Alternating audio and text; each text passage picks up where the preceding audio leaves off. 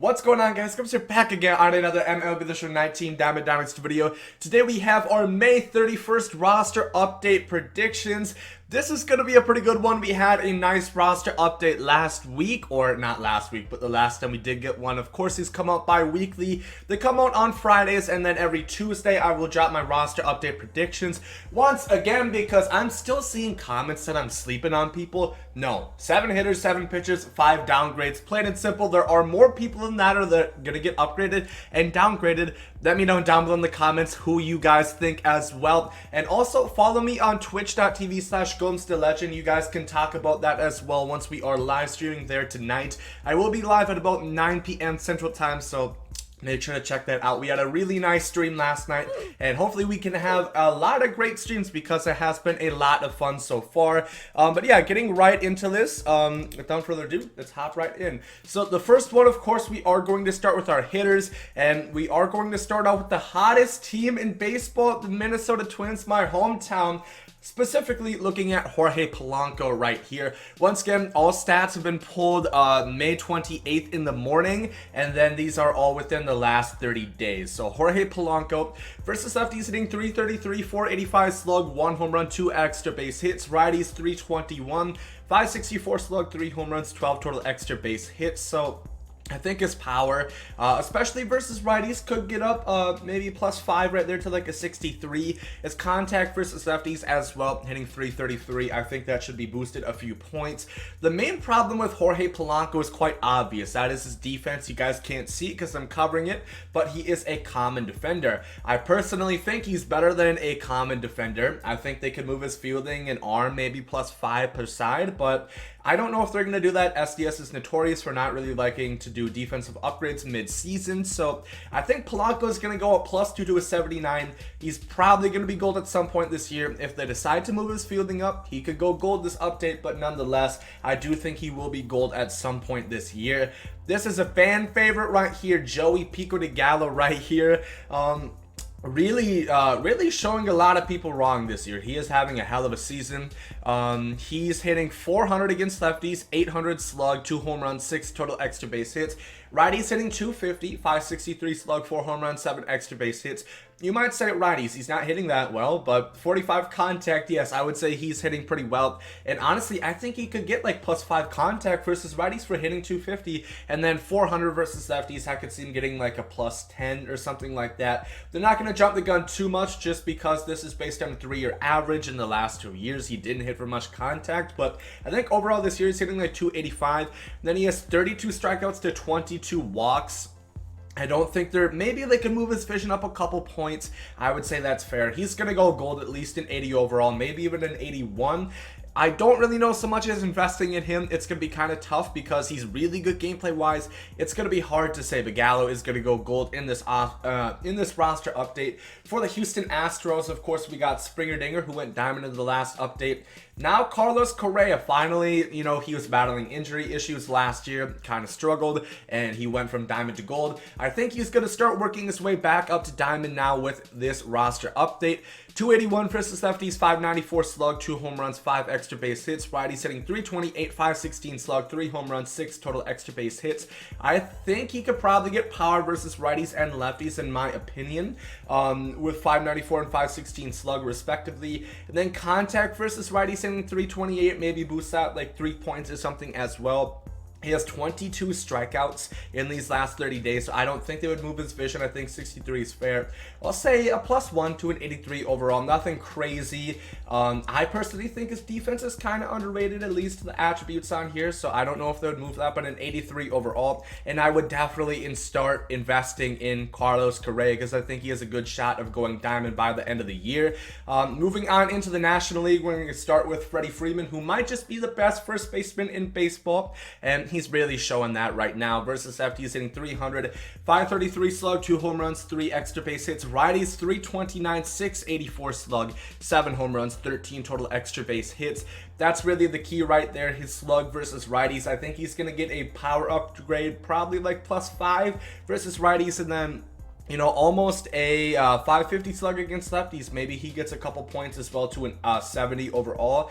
I think he'll be an 87 when it's all said and done. He's playing really well right now, and he's a lot of fun to use on this game. Gameplay wise, he is a monster. At least he has been for me. Over the Chicago Cubs, we got an interesting one. Anthony Rizzo. Earlier on in the year, I had him as a downgrade, and I think he did get downgraded, but he just went back up to an 83 last roster update.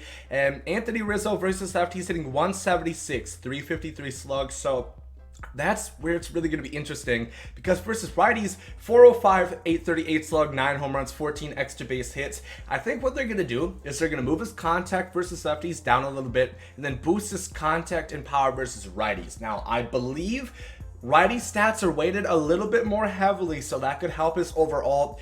I don't really know if he's going to go diamond. If they move his contact lefties down considerably, because he's only hitting 176, I think he'll stay at only an 84. But something tells me he might be a brand new diamond, and I'm going to say that. So Anthony Rizzo is a very good one to invest in for the Cubs. On staying in that NL Central division, we have the Pirates, who are kind of surprising this year. Much reason to Josh Bell. He's been insane lefty. He's hitting 344, 688 slug, 3 home runs, 5 extra base hits. Righties, 421, 868 slug, 8 home runs, 18 total extra base hits.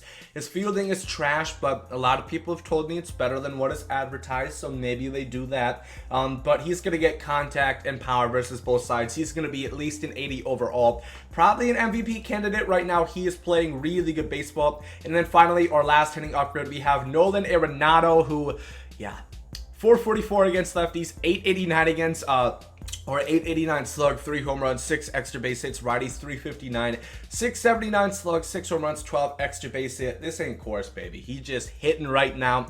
I think righties, 359 and 679. He's going to get +5s per side contact and power, so that's going to be really big. I don't know if they're going to move him versus lefties. He's hitting really well. Maybe they give him a couple power, but he already has 99. I think he's going to get a +1 to a 91 overall. I still think another case, his defense is underrated. Maybe they move that to like a 92 overall, but I think nonetheless he will get upgraded. Moving on to our pitchers now, we are starting with the Detroit Tigers, looking at Nat Boyd. 35.1 innings pitched. He has a 3.06 ERA, 224 OBA, opponent batting average, 0.99 whip, 41 strikeouts, and 5 walks. So I talked about him recently on my best to invest for good reason. I think he's going to get a +5 hit 9. He has a 224 OBA. That's pretty solid. 41 strikeouts. He's striking out a lot of batters. Could get a couple points, maybe +3 to a 78. And then he's keeping his walks down as well. So I think this is a low-key gold investment. I think you guys should go ahead and invest on him. I don't know. I think he has a chance of going gold. I'm going to say he's going to go up to an 80 overall, but you never really know. The good thing about that is he's a Tiger. The Tigers, the AL Central, a lot of people want that Kenny Lofton. The Indians are the only team really that have good overall rated players. And now that Miggy's a silver, he's going to be going for like 1.3, 1.4 when he is a gold. So something to think about right there. Over to the Cleveland Indians, another starting pitcher. We have Shane Bieber right here. 34.1 innings pitched, 2.62 ERA. 234 opponent batting average, 1.05 whip, 45 strikeouts and 6 walks. His hit 9 at 234 OBA. It's not crazy, but I think he should get like a +5, +6. 52 is pretty low. 64 K9. He has 45 strikeouts and 34 innings pitched. That should get boosted to like a 70 right there. I'll say 78 overall for Shane Bieber. He could possibly go gold, so that's another guy I would invest in. Pretty cheap right now too, about 240. For the Minnesota Twins, once again, another upgrade for them. Jake Odorizzi, Tampa Bay Rays product, 35.2 innings pitched, 0.76 ERA, 160 OBA, 0.84 whip, 38 strikeouts, 10 walks. I believe he went out +1 last update. He deserves at least a +1, if not a +2. A low-key Cy Young candidate so far in the AL. I think he's going to get boosted up to a 79 overall. Here is another big one that I will be, fair to say, pissed off if he does not get upgraded. Justin Verlander. He's pitching like the Cy Young. He's pitching like the best pitcher in baseball right now. 41.1 innings pitched, 2.18 ERA, 121 OBA, 0.60 whip, 49 strikeouts, and 8 walks. I honestly think he should be an 89 overall. I don't think they'll boost him +2, but I think he deserves it. He's pitching out of his mind. The only thing that he does not do well is he does give up home runs. I think he has 9 or 8 within this last 30 days, which is not good, but he's striking out batters. He has a criminally low OBA at 121. I think an 88, I think an 89 is what he deserves, but I'll say an 88 is what he's going to get. Moving over to our pitchers in the National League, starting with the Milwaukee Brewers, we have Brandon Woodruff right here. 33 innings pitched, 1.36 ERA, 155 OBA, 0.73 whip, 37 strikeouts, and 6 walks. He could probably receive pretty much everything, hit K and walk 9. I'll say a +2 to a 77 overall. That OBA is really good at a 155, so I think he could get that boosted to like a 71, 72. And I'll say 77 for Brandon Woodruff right there. Another cheap investment, 235, would not hurt to start stocking up on him a little bit. I guess I actually put these out of order, my bad. Mulligan. For the Chicago Cubs, I believe we have a new goal that he's only going for 400 stubs. Invest in this one right here. Kyle Hendricks having a really nice season. 36.2 innings pitched, 1.96 ERA, 183 OBA, 0.76 whip, 30 strikeouts, 4 walks. Of course, he's not known for strikeouts, but 30 and 36 innings pitched is not bad. I could honestly see getting like a +3, +4 maybe. I think he should get like +3 as well in his hit 9 and maybe a +3 in his walk 9 as well. Nothing crazy, but a +1 to an 80 overall gold for Kyle Hendricks. And then finally, our last pitcher upgrade in the Los Angeles Dodgers. I was going to put Hyun-Jin Ryu, but I had him last week as well. I think he should get upgraded, but that's besides the point. We're talking about Kenta Maeda, however. 26.2 innings pitched, 2.2 ERA, 186 OBA, 0.91 whip, 31 strikeouts, and 7 walks. He has really low stamina. I think that's probably going to stay the same. A lot of starting pitch in live series you guys see have really low stamina. But 186 OBA, I think that could get boosted up like +4. 31 strikeouts and 26 innings pitched. That could get boosted up a couple points as well. I'll say a +2 to a 78 overall. A low-key gold investment. Really cheap. You guys can get him for not many stubs at all. Another one I would recommend to start stocking up on. And then finally, going to our downgrade, starting out in the AL West, we have Mitch Haniger. He was an all-star last year, but he is struggling right now. 125 against lefties, 250 slug, 1 home run, 1 extra base hit.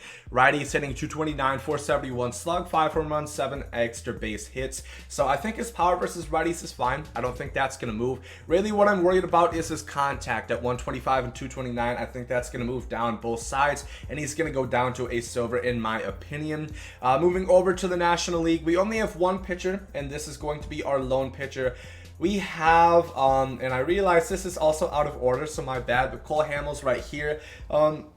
He is struggling right now. 31.1 innings pitched, 4.88 ERA, 294 OBA, 172 whip, 30 strikeouts, 17 walks. He's not known for limiting walks, but 17 walks and 31 innings pitched is a lot. So that's going to go down. His hit 9 almost at a 300 opponent batting average. It's going to go down as well. I'll say a -2 to a 76 overall. The Cubs are playing really well. Unfortunately, Cole Hamels is not. And here we go.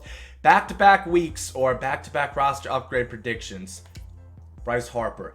I don't want to hear nothing. Bryce Harper deserves to get downgraded. I'm not saying gold, but he deserves a -1 at least to an 85. Look at the stats. Lefties, he's hitting 258, 452 slug in the last 30 days. That's not horrible. It's enough to keep his stats where it is, in my opinion. But righties, he's hitting 169 with a 308 slug, 2 home runs, 5 extra base hits. That's supposed to be his good side. I think he's going to get downgrades on his contact and power versus righties. 38 strikeouts and 15 walks as well. A lot of people say he gets on base. Does he? He has a 310 on base percentage in this last 30 days. It's not that good. 85 overall for Bryce Harper. On to the St. Louis Cardinals, we have Marcell Ozuna, who at one point looked like he was having a pretty good start to the year. Unfortunately, he has kind of fallen off a little bit. Versus lefties hitting 133, no extra base hits, no slugging percentage. Righties hitting 207, 414 slug, 4 home runs, 10 extra base hits. Lefties is what he's going to see the most downgrade on, but I could also see a downgrade to his contact versus righties. I'll say, I think he was an 82. I think he only moved up +1. So I'll say he's going to get a -1 downgrade right here from Marcell Ozuna. I'm really disappointed in the St. Louis Cardinals, by the way. I know it's partly because they're pitching. They've had some injuries as well, but Marcell Ozuna is not helping the cause. Paul Goldschmidt is struggling. The Cardinals are really disappointing me this season. And then finally, our last downgrade, we have Daniel Murphy for the Colorado Rockies right here. Lefties hitting 250, 438 slug. Not bad. I could honestly see them not touching that. But righties only hitting 200 with a 364 slug. I think his contact at a 94 is going to go down. I don't know. I don't think he's going to drop from gold. I think he'll stay at an 80 overall, but he's going to get a -1. Possibly if they're feeling spiteful, they'll move him down to a 79, but I think he's proven enough in the last couple years that he is going to remain gold. But that is going to do it for my May 31st roster upgrade predictions, upgrades, and downgrades. As always, I just listed 7, 7, and 5. Let me know down below in the comments who I missed. Trust me, I'm not sleeping. I just didn't want to put them because I didn't want this video to be 20+ minutes. There's a lot of other guys, such as Gleyber Torres is one of them. Hyun-Jin Ryu is another one that I mentioned right there. The Twins have so many players that are deserving of upgrades. But if you guys did enjoy this video, once again, another quick shout out to my Twitch, twitch.tv/GomesDaLegend, 9 p.m. Central Standard Time. I'll be giving out more tips for the roster update, more predictions, so make sure to follow me on there. But if you guys did enjoy this video, make sure to like down below. Hope you guys agree today. There it goes, out.